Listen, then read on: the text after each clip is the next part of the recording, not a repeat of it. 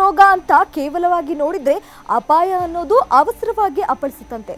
ಯಾಕೆ ಈ ವಿಚಾರ ಅಂತ ಹೇಳಿದ್ರೆ, ಈಗಾಗಲೇ ದೆಹಲಿಯಲ್ಲಿ H1N1 ಪ್ರಕರಣಗಳು ವೇಗವಾಗಿ ಹೆಚ್ಚುತ್ತಿರೋದು ಈಗ ಈ ಆತಂಕಕ್ಕೆ ಕಾರಣವಾಗಿದೆ.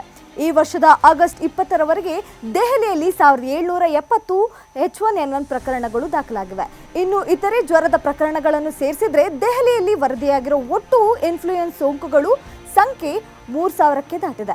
ಕಳೆದ ವರ್ಷ ಇದೇ ಅವಧಿಯಲ್ಲಿ ದಾಖಲಾಗಿದ್ದ H1N1 ಪ್ರಕರಣಗಳು ಕೇವಲ 229 ಆಗಿದ್ವು. ಆದರೆ ಈ ಬಾರಿ ಪ್ರಕರಣಗಳ ಸಂಖ್ಯೆ ಹಲವು ಪಟ್ಟು ಹೆಚ್ಚಾಗಿದೆ. ಇದೇ ಕಾರಣಕ್ಕೆ ಆರೋಗ್ಯ ಇಲಾಖೆ ಪರಿಸ್ಥಿತಿಯ ಮೇಲೆ ಹೆಚ್ಚಿನ ನಿಗಾ ಇಡ್ತಾ ಇದೆ.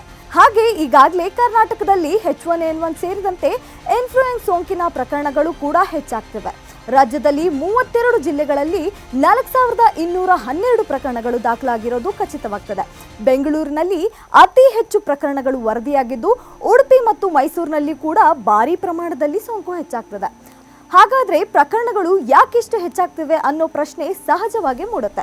ವೈದ್ಯರ ಪ್ರಕಾರ ಮಳೆಗಾಲ ಮತ್ತು ಋತುಮಾನಗಳ ಬದಲಾವಣೆ ಸಂದರ್ಭದಲ್ಲಿ ಜ್ವರದ ಸೋಂಕುಗಳು ಸಾಮಾನ್ಯವಾಗಿ ಹೆಚ್ಚಾಗುತ್ತೆ. ಈ ಸಮಯದಲ್ಲಿ ಜನರು ಜ್ವರ, ಕೆಮ್ಮು, ಗಂಟಲು ನೋವು, ತಲೆನೋವು, ಮೈಕೈ ನೋವಿನಂತಹ ಲಕ್ಷಣಗಳೊಂದಿಗೆ ಆಸ್ಪತ್ರೆಗೆ ಬರೋರ ಸಂಖ್ಯೆ ಹೆಚ್ಚಾಗಿರುತ್ತೆ. ಈ ಬಾರಿ ದೆಹಲಿಯಲ್ಲಿ ಇಂತಹ ಜ್ವರದ ಪ್ರಕರಣಗಳ ಸಂಖ್ಯೆ ಸಾಮಾನ್ಯಕ್ಕಿಂತ ಹೆಚ್ಚಾಗಿದೆ. ಹೀಗಾಗಿ H1N1 ಪ್ರಕರಣಗಳ ಸಂಖ್ಯೆಯಲ್ಲೂ ಅಧಿಕ ಪ್ರಮಾಣ ಏರಿಕೆಯಾಗಿದೆ.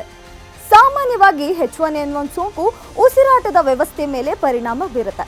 ಜ್ವರ, ಕೆಮ್ಮು, ಗಂಟಲು ನೋವು, ತಲೆನೋವು, ಮೈಕೈ ನೋವು, ಸುಸ್ತು ಇದರ ಪ್ರಮುಖ ಲಕ್ಷಣಗಳಾಗಿರುತ್ತೆ. ಬಹುತೇಕ ಜನರಲ್ಲಿ ಈ ಸೋಂಕು ಗಂಭೀರವಾಗದೆ ಕೆಲವೇ ದಿನಗಳಲ್ಲಿ ಕಡಿಮೆ ಆಗುತ್ತೆ.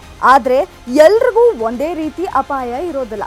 ಚಿಕ್ಕ ಮಕ್ಕಳು, ವಯೋವೃದ್ಧರು, ಗರ್ಭಿಣಿಯರು ಮತ್ತು ಈಗಾಗಲೇ ಹೃದಯ ಅಥವಾ ಶ್ವಾಸಕೋಶದ ಸಮಸ್ಯೆ ಇರೋರು ಈ ಸಮಸ್ಯೆ ಹೊಂದಿದ್ರೆ ಸೋಂಕು ಗಂಭೀರವಾಗೋ ಸಾಧ್ಯತೆ ಇರುತ್ತೆ. ಇದರ ನಡುವೆ ಈಗ ಮತ್ತೊಂದು ವಿಚಾರ ವೈದ್ಯರ ಗಮನಕ್ಕೆ ಬಂದಿದೆ. H1N1 ಸೋಂಕು ಕೆಲವೊಮ್ಮೆ ಕಣ್ಣಿನ ಮೇಲೆ ಪ್ರಮಾಣ ಬೀರಬಹುದು ಅಂತ ತಜ್ಞರು ಹೇಳಿದ್ದಾರೆ. ಆದರೆ ಇದನ್ನು ಕೇಳಿ ಭಯಪಡ ಅಗತ್ಯ ಇಲ್ಲ.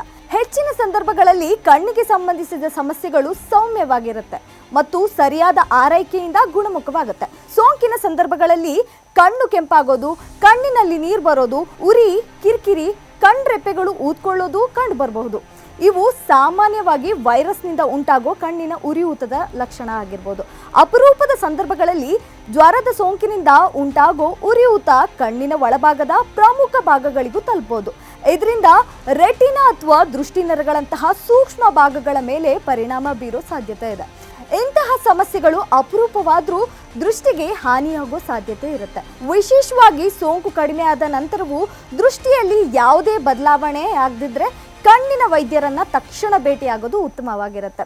ಹೀಗಾಗಿ ಸದ್ಯದ ಪರಿಸ್ಥಿತಿಯನ್ನು ನೋಡಿದ್ರೆ ಭಯ ಪಡೋದಕ್ಕಿಂತ ಎಚ್ಚರದಿಂದ ಇರೋದು ಮುಖ್ಯ. H1N1 ಹೊಸ ವೈರಸ್ ಅಲ್ಲ, ಆದರೆ ಪ್ರಕರಣಗಳ ಸಂಖ್ಯೆ ಹೆಚ್ಚಾಗಿರೋದ್ರಿಂದ ಸೋಂಕಿನ ಲಕ್ಷಣಗಳನ್ನು ನಿರ್ಲಕ್ಷ್ಯ ಮಾಡಬಾರ್ದು.